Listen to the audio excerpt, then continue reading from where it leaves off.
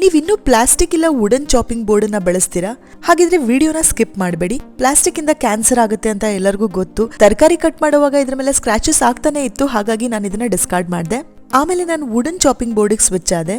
ಇಲ್ಲಿ ಕೂಡ same problem ಆಯ್ತು ಮತ್ತು ತೊಳೆದಿಡ್ತಾ ಇದ್ದಂಗೆ ಇದ್ರ ಮೇಲೆ ಫಂಗಸ್ ಕೂಡ ಆಗೋದಕ್ಕೆ ಶುರು ಆಯ್ತು, ಹಾಗಾಗಿ ಇದನ್ನು ಕೂಡ ಡಿಸ್ಕಾರ್ಡ್ ಮಾಡಬೇಕಾಯ್ತು.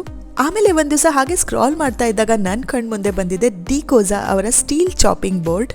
ನೀವು ಇಂಡಿಯಾದಲ್ಲಿ ಎಲ್ಲೇ ಇದ್ರೂ ತುಂಬಾ ಟೈಟ್ ಅಂಡ್ ಸೆಕ್ಯೂರ್ಡ್ ಪ್ಯಾಕೇಜ್ ಅಲ್ಲಿ ನಿಮಗೆ ಈ ಸ್ಟೀಲ್ ಚಾಪಿಂಗ್ ಬೋರ್ಡ್ ಅನ್ನ ಇವರು ಕೊರಿಯರ್ ಮಾಡ್ತಾರೆ.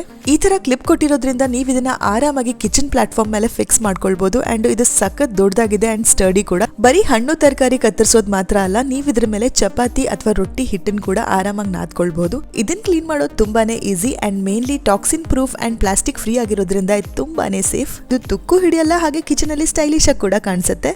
ನೀವು ಇದನ್ನ ಡಿಕೋಜಾ ವೆಬ್ಸೈಟ್ ಇಂದ ಪರ್ಚೇಸ್ ಮಾಡಬಹುದು. ಲಿಂಕ್ ಅನ್ನ ಡಿಸ್ಕ್ರಿಪ್ಷನ್ ಬಾಕ್ಸ್ ಅಲ್ಲಿ ಹಾಕಿರ್ತೀನಿ. ಸದ್ಯಕ್ಕೆ ಇವ್ರು ನಿಮಗೆ 30%